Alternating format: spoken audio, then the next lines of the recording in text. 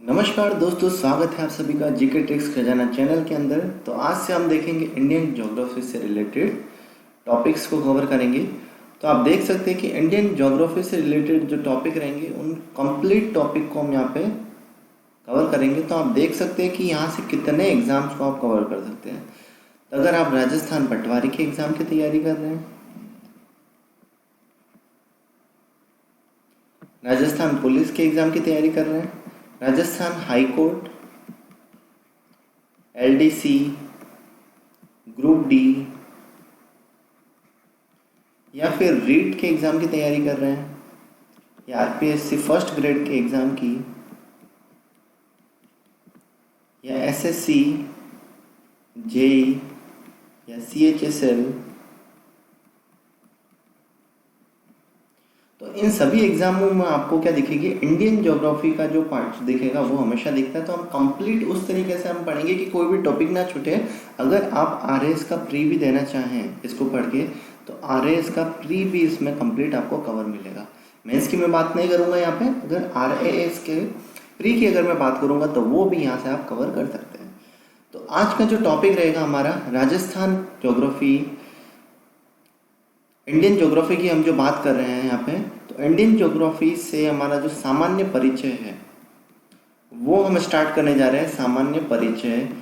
तो यहाँ से हमारे टॉपिक की स्टार्टिंग होगी। तो बढ़ते हैं अपने टॉपिक की तरफ। और आज जो रहेगा हमारे इसके अंदर सेशन वो रहेगा भारत का अक्षांशीय व देशांतरीय विस्तार, अक्षांशीय व देशांतरीय विस्तार, और साथ में कर्क रेखा और उससे रिलेटेड कुछ क्वेश्चन, जीएमटी वगैरह, ये भी चीज़ें हम यहाँ पे कवर करेंगे। तो सामान्य परिचय में बढ़ते हैं सबसे पहले टॉपिक की ओर अपने। तो देख सकते हैं सबसे पहले बेसिक चीज़ों को मैं बता दूं कि संसार के मानचित्र में अगर मैं बात करूं, यहाँ पे संसार के मानचित्र में भारत की स्थिति, संसार के मानचित्र में भारत की स्थिति, सबसे पहला क्वेश्चन अपना क्या बनता है, संसार के मानचित्र में भारत की स्थिति क्या है। तो संसार के मानचित्र में भारत की स्थिति क्या हो जाएगी, अपनी उत्तर पूर्वी गोलार्ध के अंदर। किसके अंदर हो जाएगी, अपनी उत्तरी पूर्वी गोलार्ध के अंदर भारत की स्थिति संसार के मानचित्र के अंदर। तो ये बात आपको यहाँ पे ध्यान में रखनी है, सबसे पहले इंपॉर्टेंट बात अपन की है। अब देख लेते हैं कि इसका जो ये डायरेक्शन लिख देता हूँ मैं यहाँ पे, पूर्व, ये पश्चिम, उत्तर और ये दक्षिण। अब यहाँ से अपन डिस्टेंस की अगर मैं बात करूँ, कौन कितने डिस्टेंस है, अगर मैं पूर्व से पश्चिम की टोटल लंबाई की अगर मैं बात करूँ तो यहाँ से लंबाई कितनी हो जाएगी अपनी, 2933 किलोमीटर। कितनी, 2933 किलोमीटर अपनी हो जाएगी पूर्व से पश्चिम की ओर। और उत्तर से दक्षिण की ओर अगर अपन बात करना चाहें, यहाँ पे उत्तर से दक्षिण की ओर टोटल लंबाई कितनी हो जाएगी अपनी, 3214 किलोमीटर। उत्तर से दक्षिण में कितनी हो जाएगी अपनी लंबाई, 3214 किलोमीटर हो जाएगी। अब ये अपना क्या हो जाएगा, अब देशांतरों की मैं बात करूं तो क्या हो जाएगा, ये अपनी क्या पृथ्वी का एक गोला है। तो ग्लोब के अंदर ये जो होता है ना अपना, एक होता है अक्षांश और एक होता है देशांतर, है ना। एक तो होता है अक्षांश और एक होता है देशांतर। तो ये वाली जो रेखाएं जो होती है अपनी ग्लोब के अंदर, ये वाली जो अगर रेखाएं देखते तो उसको क्या बोला जाता है, अपना देशांतर। कौन सी रेखाएं बोलते हैं इसको, देशांतरीय रेखाएं। और जो ये वाली जो रेखाएं होती है अपनी, जो लेटी हुई होती है, उसको क्या बोलते हैं अपन, अक्षांश। क्या बोलते हैं अपन, अक्षांश बोला जाता है। तो देख लेते हैं कि अपना अक्षांशीय और देशांतरीय विस्तार भारत का क्या कितना है। तो उत्तर में अगर यहाँ पे मैं बात करूं तो उत्तर में इस पोजीशन के ऊपर उत्तरी अक्षांश में इसका जो विस्तार हो जाएगा 37 डिग्री 6 मिनट उत्तरी अक्षांश, 37 डिग्री 6 मिनट उत्तरी अक्षांश, इसका क्या हो जाएगा, उत्तर में विस्तार हो जाएगा।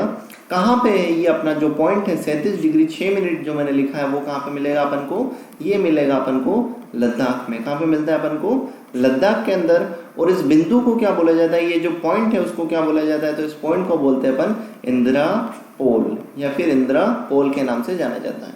तो एक चीज ध्यान में रखनी है कि उत्तरी पॉइंट के ऊपर अगर मैं बात करूं कि एक पॉइंट आता है सबसे उत्तर के अंदर, जो पॉइंट आता है वो क्या हो जाएगा, उत्तरी अक्षांश जो है वो 37 डिग्री 6 मिनट उत्तरी अक्षांश लद्दाख के अंदर पड़ता है। और इसके ऊपर ये जो पॉइंट है उसको क्या बोला गया अपना इंदिरा पोल बोला गया है।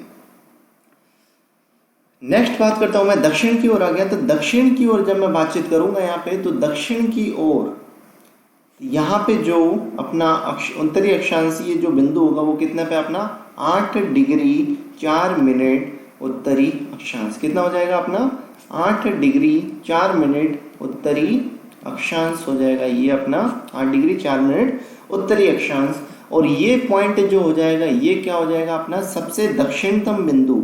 ये जो पॉइंट है 8 डिग्री 4 मिनट पे ये सबसे अपना दक्षिणतम बिंदु हो जाएगा। और ये बिंदु अपना कौन सा हो जाएगा, केप कैमरून कन्याकुमारी के अंदर आता है। कौन सा, केप कैमरून। कौन सा पॉइंट हो जाएगा ये अपना केप कैमरून। और कहां पे आता है ये अपना आएगा कन्याकुमारी के अंदर। कहां पे आ जाएगा ये पॉइंट आ जाएगा अपना कन्याकुमारी केप कैमरून के अंदर आ जाएगा।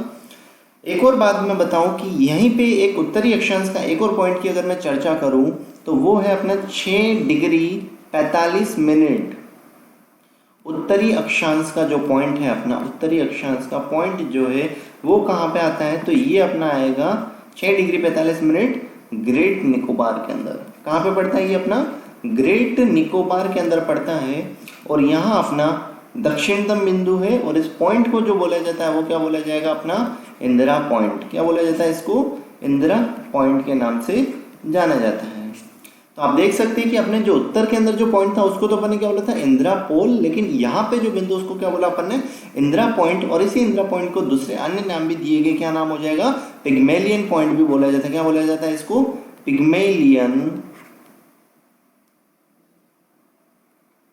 पिग्मेलियन पॉइंट भी बोला जाता है। और इसको लाहीचांग भी बोला जाता है। तो ये बात भी आपको यहाँ पे ध्यान में रखनी होगी। अब अपन बात करते हैं अपने उत्तरी और पूर्व और पश्चिम की ओर जो देशांतरी विस्तार है उसकी बात करूं तो यहाँ वाले की मैं बात करूं तो पूर्व में 97 डिग्री 25 मिनट 97 डिग्री 25 मिनट की अगर मैं बात करूं, ये 97 डिग्री 25 मिनट 97 डिग्री 25 मिनट पूर्वी देशांतर। कौन सा, पूर्वी देशांतर की अगर मैं बात करूं तो ये भारत का पूर्वोत्तम बिंदु। कौन सा बिंदु हो जाएगा, ये अपना पूर्वोत्तम बिंदु हो जाएगा। और इसको क्या बोला जाता है, ये अपना कहाँ पे आएगा, अरुणाचल के तवांग के किबूती में। कहाँ पे आएगा, तवांग के किबूती, अरुणाचल के तवांग के किबूती। तो ये भी बात आपको ध्यान में रखनी होगी कि 97 डिग्री 25 मिनट पूर्वी देशांतर की अगर मैं बात करूंगा तो ये अपना पूर्वोत्तम बिंदु हो जाएगा। और ये तवांग के किबूती अरुणाचल प्रदेश में आता है। नेक्स्ट जब पश्चिम की अगर मैं यहाँ पे बात करता हूँ तो ये हो जाएगा अपना 68 डिग्री 7 मिनट पूर्वी देशांतर। 68 डिग्री 7 मिनट पूर्वी देशांतर हो जाएगा। और यह भारत का अपना पश्चिमतम बिंदु होगा। ये भारत का अपना पश्चिमतम बिंदु होगा। और एक और बात बताऊं कि ये मैं गुजरात के, और ये पॉइंट कहाँ पे मिलता है, तो ये गुजरात के गुहारा या गौरमाता में मिलता है। कहाँ पे मिलता है, गुजरात के गुहारा या गौरमाता में, गुहारा या गौर माता में मिलता है अपना कौन सा, पश्चिमतम बिंदु की अगर मैं बात करूंगा तो अपन ने भारत के मानचित्र के अंदर इसकी टोटल उत्तर से दक्षिण की ओर, पूर्व से पश्चिम की ओर टोटल लंबाई देख ली। और इसके जो चारों पॉइंट है उत्तर अक्षांशीय और देशांतरी विस्तारों को देख लिया है।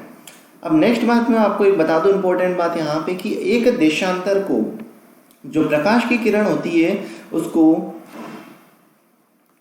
यहाँ पे लिख देता हूं, प्रकाश को एक देशांतर से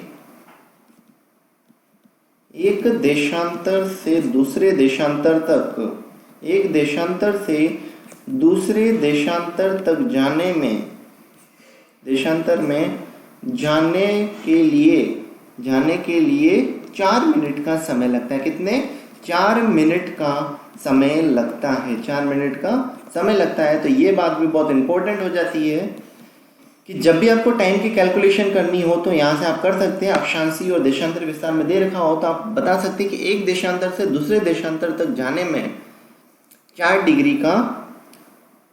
4 मिनट का समय लगता है। अब है ना पूर्व से पश्चिम की ओर, जब अपन पूर्व से पश्चिम की ओर देखेंगे तो पूर्व से पश्चिम की ओर देशांतरों का जो अंतर है अपना यहाँ पे, देशांतरों का अंतर है वो कितना दे रखा है, देशांतरों का अंतर है अपना कितना, 30 डिग्री। कितना है, 30 डिग्री देशांतरों का अंतर है यहाँ पे। तो जब आप इसको कैलकुलेट करेंगे कि कितना टाइम डिफरेंस आएगा, तो एक देशांतर को पार करने में 4 मिनट का समय, तो 30 देशांतर को पार करने में कितना, 120 मिनट का समय लगता है। That is equals to the 2 hour. तो सूर्योदय होने में कितना डिफरेंस आएगा पूर्व से पश्चिम की ओर। पूर्व में सूर्योदय हुआ है अगर 6 बजे सुबह की, तो पश्चिम के अंदर में ये अपना जो पॉइंट है गुहारा माता गुजरात के अंदर, तो यहाँ पे अपना सूर्योदय कब होगा, तो यहाँ पे सूर्योदय होगा अपना 8 बजे। ऐसे एग्जाम्पल लिया है मैंने ना। तो 2 घंटे का डिफरेंस आता है अपने टाइम डिफरेंस का जब देशांतरों की बात कर रहे हैं ना। तो अपन ये इंपॉर्टेंट बात हो जाती है कि एक प्रकाश को एक देशांतर से दूसरे देशांतर में जाने में 4 मिनट लगता है। तो आप कहीं पे भी बता सकते हैं कि सूर्योदय कितनी बजे होगा अकॉर्डिंग टू दिस रूल। तो ये बेसिक जो चीजें थी वो हमने देख ली है। अब बात करते हैं अपन भारत में IST इंडियन स्टैंडर्ड टाइम की अगर मैं बात करूं, तो इंडियन स्टैंडर्ड टाइम की यहाँ पे बात कर लेते हैं अब अपन। इंडियन स्टैंडर्ड टाइम IST, तो इंडियन स्टैंडर्ड टाइम की अगर मैं बात करूं तो भारत में कर्क रेखा, भारत में जो कर्क रेखा है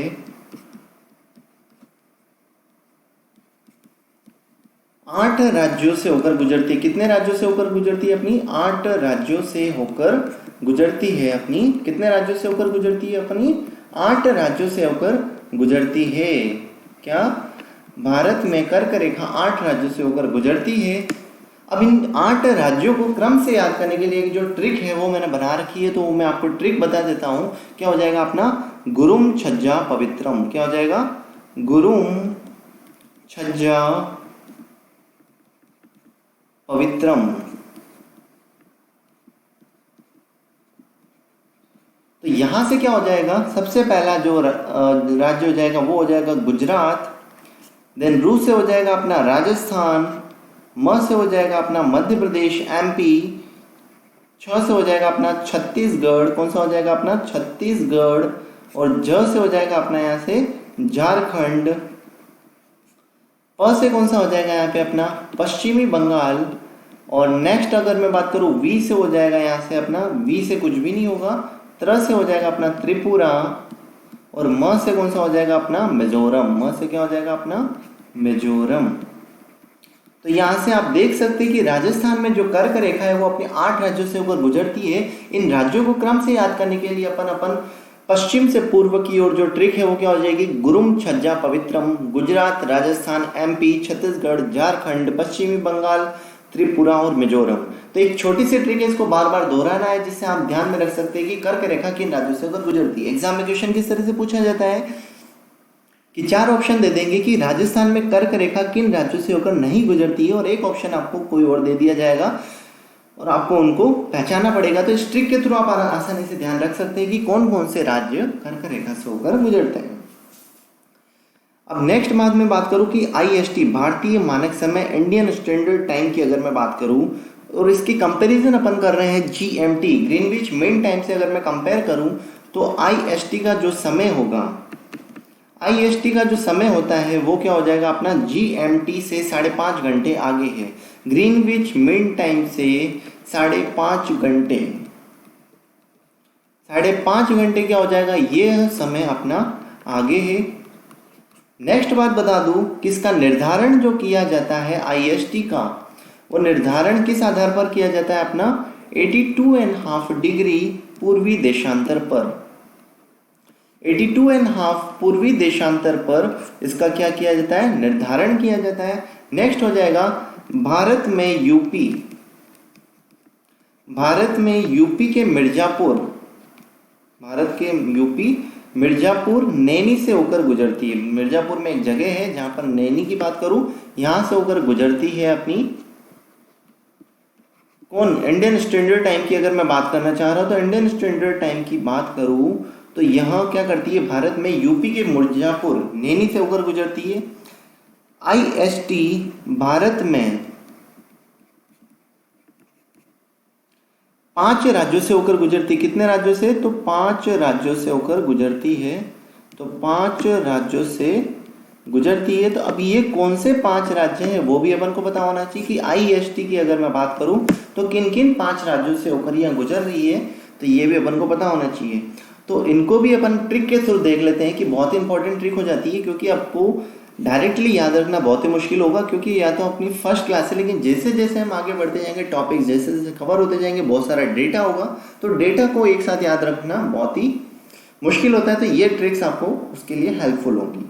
तो ट्रिक क्या हो जाएगी, यूपी में, यहाँ पे लिख देता हूँ मैं, ये अपनी क्या हो जाएगी ट्रिक, और ट्रिक क्या हो जाएगी, यूपी में छग्गू उड़ा, यूपी में छग्गू उड़ा आंधी से, यूपी में छग्गू उड़ा आंधी से, ये अपने ट्रिक हो जाएगी। कौन कौन से है ना राज्य हो गए, 5 राज्य जो IST इनसे होकर गुजरती है। एक तो हो जाएगा यूपी, में से क्या हो जाएगा MP, छग्गू से क्या हो जाएगा अपना छत्तीसगढ़, क्या हो जाएगा छग्गू से हो जाएगा अपना छत्तीसगढ़, और नेक्स्ट उड़ा से क्या हो जाएगा अपना उड़ीसा, और आंधी से क्या हो जाएगा अपना आंध्र प्रदेश। तो बहुत ही इजीली आपने ध्यान में रख सकते हैं कि अपना कि कौन कौन से राज्य अपने भारतीय मानक समय अर्थात IST इंडियन स्टैंडर्ड टाइम से होकर गुजरते हैं। तो ये चीज अपन ने यहाँ पे देख ली है। वर्तमान में भारत में अब कुछ और भारत से बेसिक सामान्य परिचय में कुछ और चीजें उनको देख लेते हैं हम। तो कुछ बेसिक चीजों में क्या आ रही है कि अपनी वर्तमान भारत में 3 दिसंबर 2019 को कौन सी केंद्र शासित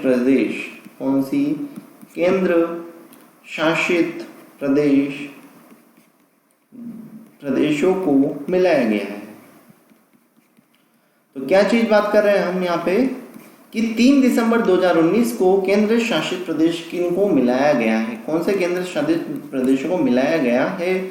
तो ये क्वेश्चन हो जाएगा। तो यहाँ पे क्या हो जाएगा, एक तो अपना आंसर में क्या आ जाएगा, एक तो दादर नगर हवेली और एक प्लस अपना आ जाएगा दमनदीप, क्या आ जाएगा दमन द्वीप। तो इन 2 केंद्र शासित प्रदेशों को मिलाया गया, एक तो दादर नगर हवेली और दमन द्वीप को 2 नए केंद्र शासित प्रदेशों के रूप में 3 दिसंबर 2019 को शामिल किया गया है। वर्तमान की अगर मैं बात करूं तो वर्तमान के अंदर अपना 28 राज्य हैं इंडिया के अंदर और 8 यूनियन टेरिटरीज हैं। अपनी यूनियन टेरिटरीज मतलब क्या हो जाएगा अपना केंद्र शासित प्रदेश। तो 8 तो केंद्र शासित प्रदेश हो जाएंगे और 28 क्या हो जाएंगे स्टेट्स हो जाएंगे यहाँ पे। अब भारत की कुल सीमा की अगर मैं बात करूं उसका वर्गीकरण बताऊं यहाँ, तो भारत की कुल सीमा कितनी हो जाएगी, तो देख लेते हैं। भारत की कुल सीमा और उसका वर्गीकरण, कुल सीमा और उसका वर्गीकरण। तो अब जो सीमा हो जाएगी वो क्या हो जाएगी, एक तो अपनी सीमा में कौन सी आ जाएगी, एक तो 2 प्रकार की सीमाएं होती है। सीमा कितने टाइप की है अपनी, 2 प्रकार की। अब ये 2 प्रकार कौन कौन से हो जाएंगे, तो पहला प्रकार हो जाएगा अपना स्थल सीमा।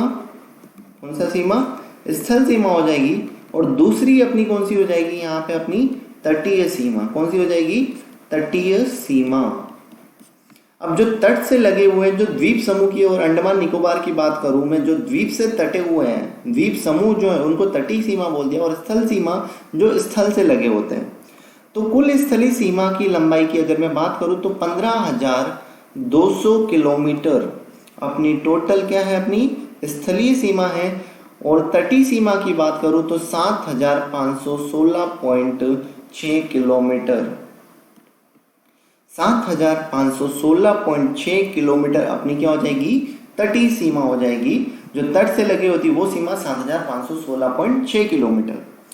नेक्स्ट की बात करूं कुल सीमा की अगर मैं बात करना चाहूं तो इन दोनों तटीय और स्थलीय सीमा दोनों को मिला दिया जाएगा तो टोटल अपने पास सीमा आ जाएगी। तो टोटल कितना हो जाएगा इन दोनों का, 22,716.6 किलोमीटर अपनी टोटल सीमा रेखा हो जाएगी इंडिया की। तो ये अपनी कुछ है ना भारत के सामान्य परिचय से रिलेटेड ज्योग्राफी का कोई टॉपिक था। तो ये अपनी फर्स्ट क्लास थी, इससे आगे हम ज्योग्राफी को इसी तरह कंप्लीट करेंगे। तो अगर ये सेशन आपको अच्छा लगा हो तो ज़्यादा से ज़्यादा इस सेशन को शेयर करना। हमारे चैनल पर नए हैं तो चैनल को सब्सक्राइब करना ना भूलें। Thank you guys.